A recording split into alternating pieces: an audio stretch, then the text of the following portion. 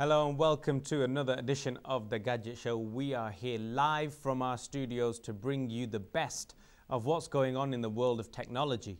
There's only one person we need in a scenario like this to guide us through all of that's out there in the world, and that is our gadget expert, Mr. Raman. How are you? Hi, Usman. Good to be back on the show. Yeah, it's good to be back after a little bit of an absence, but you're back bringing us the latest of what's going on, and while we've been away, there's been a few big stories. Yes, definitely. It has been. First of all, do apologies to our viewers. Obviously, we couldn't broadcast the show for the last 2 weeks because the culprit, I was unwell, and for the next couple of weeks, we have great things in store for them, and hopefully, we'll be doing some reviews of newly launched gadgets in the coming weeks, as we've always promised to our viewers. I think I'll start off with the news. As usual, as always, we start. The biggest set of news making this week is obviously the launch of the much-awaited Samsung Galaxy S3. For those of you who have been using the Android-based Samsung Galaxy S2 phone and remember watching the Gadget Show episodes wherein last year it was official, the T3 magazine crowned the Galaxy Samsung S2 as one of the best phones in the best Android-based phones selling in the UK market. So obviously, hot on that heels, they are keen to develop that as a lineup, and they've introduced this new phone on the 3rd of May, which was a big launch in London, and obviously that launch, I believe, has gone down well with the audiences. We've got a screenshot of that on the phone for now, but hopefully we'll be getting our hands on it to do a gadget review in the coming week when it is officially available in the UK. I think starting 29th May. 29th May. That is the availability of that phone within Europe. There's no announcements been made yet in terms of availability for the US. But Samsung has kind of bucked the trend in a way, and obviously looked at introducing this in the UK. I think usual features we'll cover in the gadget review, but that was one of the big launches, and obviously I think a lot of other manufacturers like HTC, LG, Motorola, Apple, and BlackBerry, they've also been making the news. BlackBerry is last week, as you've mentioned, announced the BB10, the new operating system, which obviously is delayed, but the new management team which has come in, the new CEO, did obviously go live and show the demo of what can be expected in the new operating system. And it was very well received by both the developers community and obviously excited BlackBerry fans. They are looking at shipping that with new devices towards the end of the year, but that deadline might slip. But some of the new features coming onto the operating system we will cover in obviously our gadget review section, just to highlight what are the differences and what users can expect of what will be coming in that particular operating system. Something that I'm personally looking forward to, being a big fan of BlackBerries. So yeah, we will cover that. We will show you obviously the new features that are expected. As it works, as Raman will probably tell you, that with these manufacturers, the big three, so to speak, you've got Apple, you've got the Samsung ones, and BlackBerry, sort of big in its own way, but it's all one-upmanship. So now the S3 has been released, like we're going to talk about the features in specific detail. They have set the new benchmark. Now it's for everyone else to catch up. Is that basically how it works with these? I think it's very safe to say yes, simply because we've always seen the new iPhone launches and everybody just playing catch up in the market. So in the last couple of years, we've had the smartphones being introduced, which are touch-based and have been introduced by Nokia, Samsung, and LG and HTC. And I think it is about time that some of them start now introducing features which people start expecting on other phones to come, as against the iPhone, kind of setting the benchmarks. Yeah, rather than playing catch up, they should set something new. Yeah, absolutely. I think the second bit of big news, which is kind of making, sending kind of tremors across the, the app stores, is Facebook, which is obviously the site which has largest number of, registered users. And some estimates say that they've already, or they are approaching 1 billion now in a couple of months. And that will set the date of the IPO, the 19th of May, as what they're saying, is that they have decided to launch their own app store. So we've had a number of stores around, the successful smartphone or the operating systems like the iOS, the Android, the BlackBerry, the Windows Phone, and suddenly you have, I would say, Facebook, which is predominantly a social networking site. They have gone into the apps in terms of the social Facebook app is available on all the platforms, and have decided to launch an app store. So that store, we have a screenshot of that we will show. That is a Facebook app store. And they've decided to, obviously follow the pack in the sense that they are looking at now introducing an app store wherein developers will be able to offer games and applications. And on top of it, the developer will be able to make some revenues. And obviously you have the ability to engage with about 800 million odd registered users. So they are looking at opening up a new revenue stream. Most of the app stores, if you understand, they work on a 3-click model. So you search, you click, you search, you browse, and you click and you install. So you basically look at 3 things. And once you've done that, you download the app to your phone, and then once it is installed, you use the app or the utility of that app to get whatever you're looking at, whether it's a game, whether it's a utility, entertainment, music, whatever it is.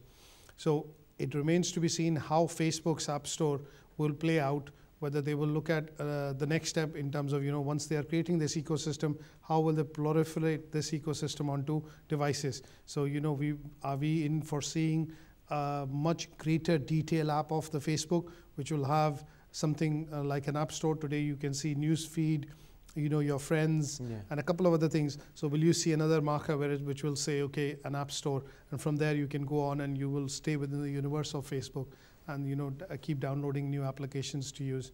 So the pros and cons being that obviously most of the business which Facebook does today comes from advertising. So even if they are filing, various estimates say they're going to be filing for $100 billion IPO or more, but the revenues which Facebook today generates is in the tune of about $2 billion. So you look at a $2 billion revenue and you look at an IPO which is, so it is hyped according to me, but at some point in time it will be interesting to see how much of the App Store will be able, it's another revenue model for them. So how much of the revenue will come from the App Store as against, just advertising, or will it kind of cannibalize revenues for Facebook on that? So will the revenues decrease? That needs to be seen. So that's the second big news, obviously. Amongst mobile players, an application, a platform is actually, which doesn't have a device currently. It goes on all devices. And it will be safe to say that when you look at, the iPhone, most of the apps developed for that don't work on the Android. And the Android do not work on BlackBerry. And the BlackBerry do not work on Windows. So most developers need to make these apps again. And they need to configure it with the different ecosystems. So a single platform like Facebook will be able to offer apps which will go across on all different devices. Makes sense, so platform agnostic, it remains to be seen whether they'll be able to create traction on that or not. Yeah, they've got the basis of a good idea, is whether they can get all the developers on board as well. I would definitely say that anybody who's out there and is into technology, young generation specifically, and if they are looking at starting businesses and they are looking at something wherein they want to draw inspiration and get into the internet business or the digital business, I think they should seriously consider looking at developing applications here. And then every application downloaded basically helps you make money. So you get a 30%, 40% cut depending on what the revenue sharing agreement is. But I know a lot of people who are in their mid-20s and have left jobs and have started a company wherein you're developing applications for iPhone, Android, and other platforms, and they've become millionaires overnight in about 2 or 3 years. Wow! So it is something, a bright spot if somebody wants to pick up an idea and obviously start developing something like this. Right. Summer is coming up. And a lot of things happen in the summer. You go on holiday, a lot of people tend to get married. These two things, there's one particular piece of technology, whether you are going on holiday or whether you are attending a wedding, etc., you will have with you a camera. Yes. And the technology around what we would consider a camera is changing, and it's changing very rapidly. That's correct. And this new product on the market is a sign of things to come. Absolutely, and I guess you've rightly pointed that out, is that when you look at cameras in the market, there is something called geotagging, which has been available now with digital cameras for the last couple of years. That means if you have a camera which can attach a GPS tag to a photo, and when you download that photo and you plot it onto a map, just for viewers understanding, you are able to see that you are able to create a trail of where all you've visited and had holidays and things like that. So we've seen traditional cameras, we've seen digital cameras, we've seen SLRs, and now what we are seeing is a combination wherein some of these cameras have Wi-Fi technologies, have a GPS built in, and that allow you to basically get photo tagging or geotagging, as they say. And the second is, because of the Wi-Fi built in, most of us, what we do is when we take photos, we upload those photos either onto Facebook, Flickr, Twitter, or our personal galleries or website or whatever.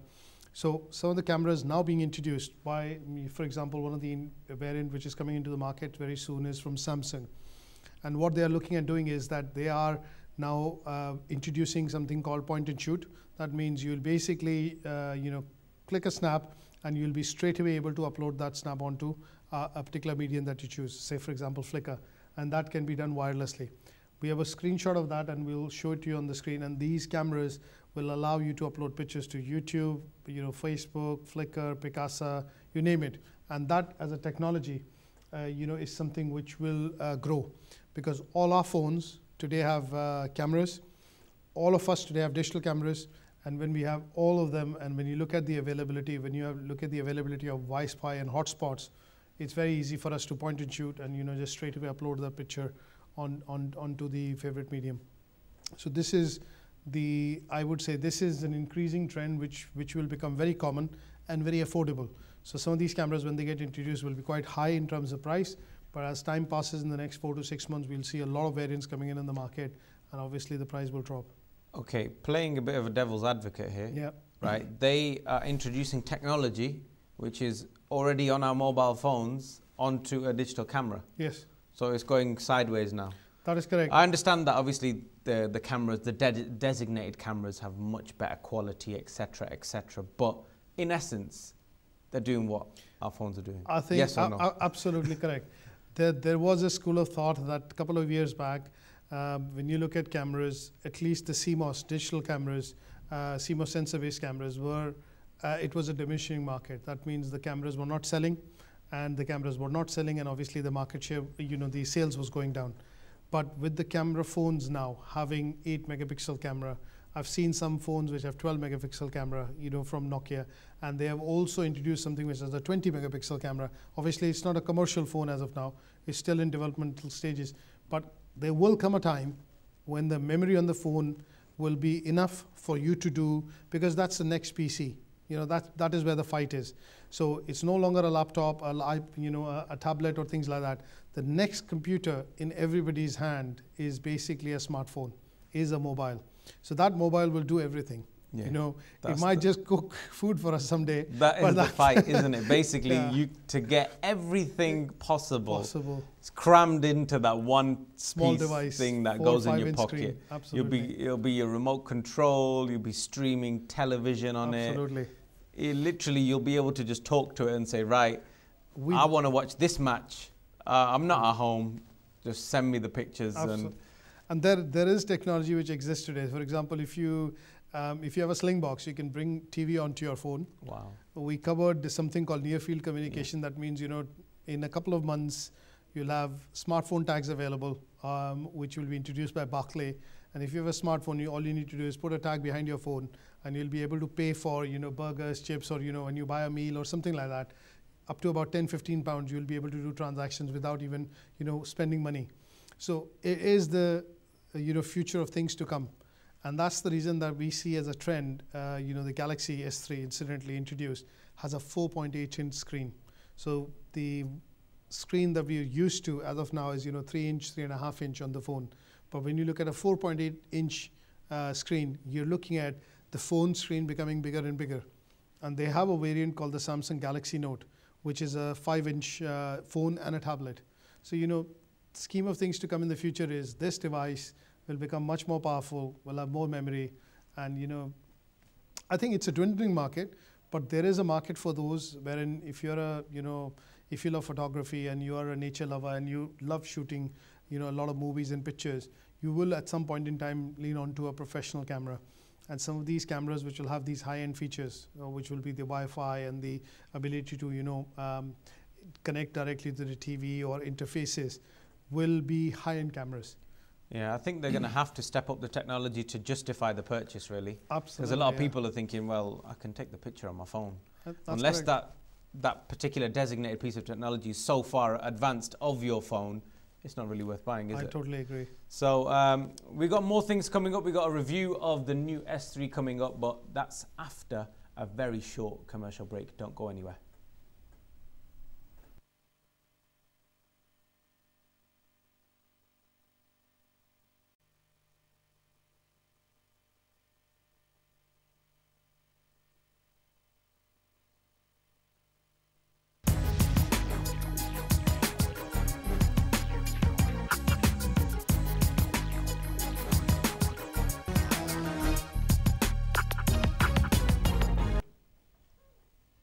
Welcome back to the Gadget Show. We're here live, bringing you all of the latest information. First, this part of the show, we're going to do an in-depth review of one of the new phones on the market, which is causing a lot of people to sit up and take notice, which is the Samsung Galaxy S3. After the massive success of the S2, which was named, as Raman was saying earlier, as the phone of the year in 2011. There's obviously high hopes, big expectations for the S3. It's got to compete with the iPhone 4S and also probably an upcoming iPhone model, no doubt, by the end of the year. Definitely. So let's see the features which are causing a stir on this particular model of phone. I think the first thing which comes to mind is when you look at the S3 in particular is that the previous S2 had a smaller screen, a little smaller screen. So what they've done this time is they've increased the screen size to about 4.8 inches, and it's an AMOLED screen which is capable of viewing 720p in terms of video. The camera is an 8 megapixel camera. The back-facing camera, the rear camera, and the front-facing camera is also HD, so allows you to record, and obviously you can use some of the applications in HD mode.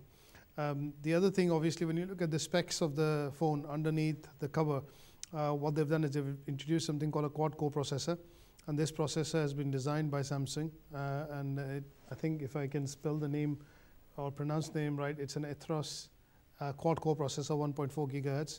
Obviously, the memory in the phone has been up to 2 gigabyte. That means you can run a lot of applications simultaneously.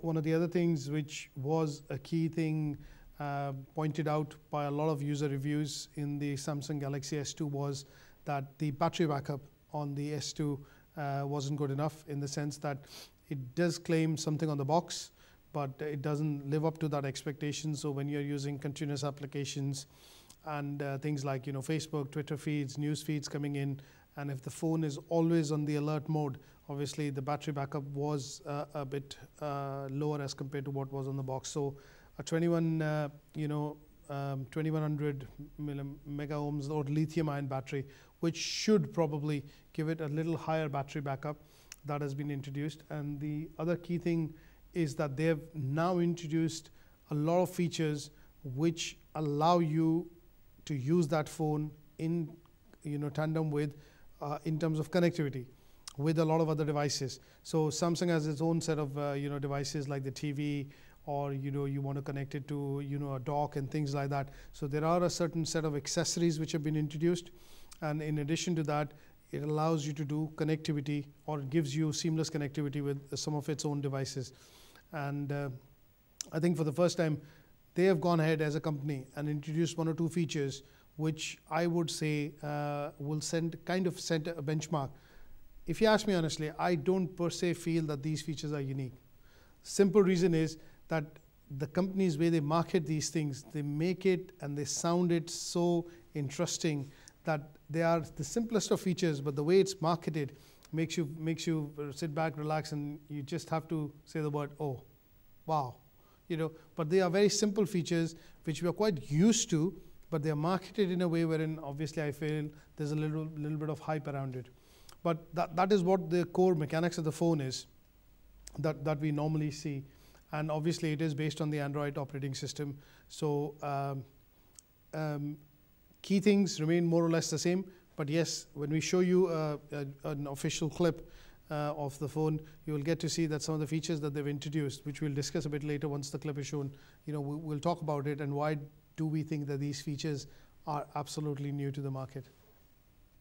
So yeah, we've got, we're going to start the clip, I think. We've got it coming up right now. This is the part of the official sort of marketing for the Samsung S3.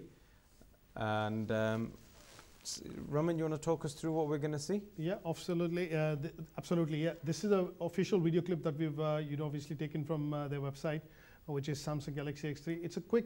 It's a long video, but we're going to clip it and obviously talk about some of the main features. We'd like to introduce the Galaxy S3, our new smartphone, designed for humans and inspired by nature. Let's start with design.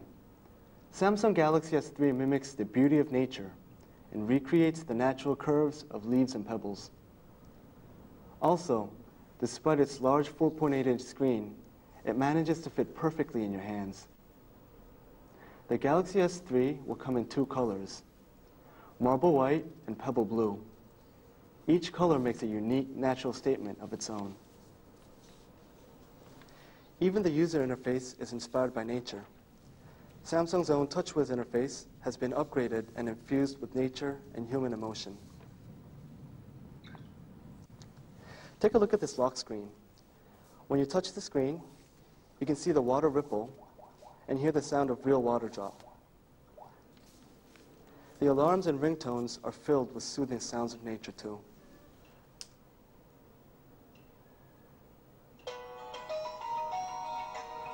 We'll stop the clip here for a second, and obviously whatever you've seen so far on the clip is that it's a bit of marketing. So let's move that out. But when we are looking at showing you the clip of the Samsung S3, the idea is to show you a couple of things. One, obviously, when you look at the screen size, it is normally quite big. As you could see, comparing with the palm of your hands, the phone actually completely fits in the palm of your hand. So it is a clear, shift from small screen phones, or a form factor wherein smartphones used to have a 3-inch, 3.5-inch screen size.